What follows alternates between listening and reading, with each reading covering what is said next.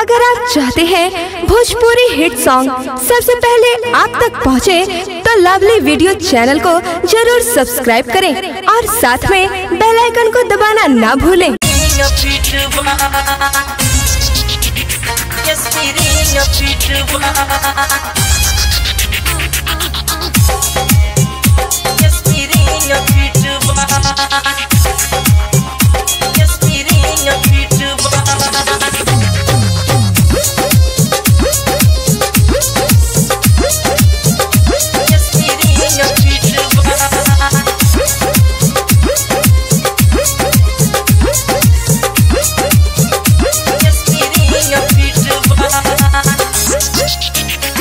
देखी तोहर जवानी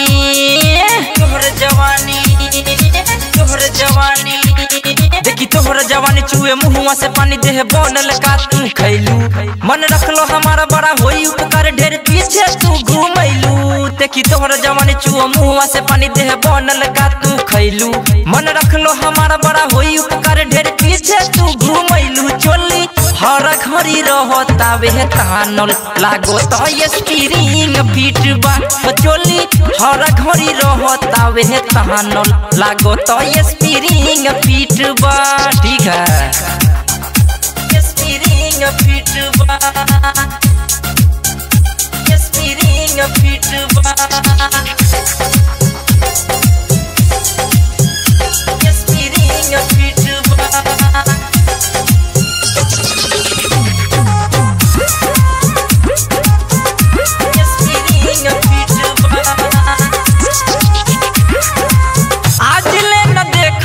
हम ऐसा सीन हो भीतरी से तोहर होई एहू से हसीन हो। भीतरी से तोहर होई एहू से हसीन हो। आज ले न देखनी हम ऐसा सीन हो भीतरी से तोहर होई एहू से हसीन हो। मटक मटक जब चललू तो चाल हो बिगड़ता देखी मोर दिलवा के हाल हो। मन बतिया ही जाने आज करो धनवानी नहीं जाने पाई कोई। मिली तोहर जवानी सुन जकरा रानी उ तो किस्मत वाला होई। मन बतिया ही जाने आज करो धनवानी नहीं जाने पाई कोई। मिली तोहर जवानी सुन जकरा रानी उ तो किस्मत वाला होई। चोली हर घड़ी रहता वे तानल लागो ता स्टीरिंग फिट बा। चोली हर घड़ी रहता वे तानल लागो तो स्टीरिंग फिट बा। स्टीरिंग फिट बा,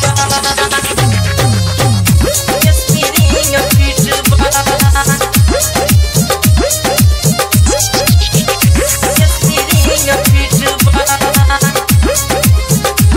स्टीरिंग फिट बा,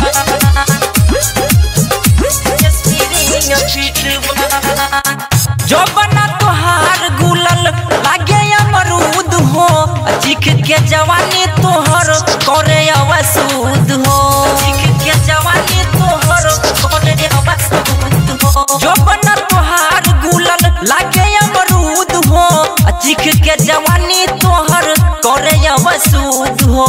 बदले में ये करा तू ले लो सावधान हो। अच्छा न भर हमारा के रोके अब जान हो। सेरा भूटन दीवाना भैले कौवन जादू तू चलैलू। छोटू संतोष यौरी तारीख के तू दिलवा में समैलू। सेरा भूटन दीवाना भैले कौवन जादू तू चलैलू। छोटू संतोष यौरी तारीख के तू दिलवा में समैलू। चोली हर घड़ी रहता वे तानल लागो तो स्टीरिंग फिट बा। चोली हर घड़ी रहता वे तानल लागो तो स्टीरिंग फिट बा।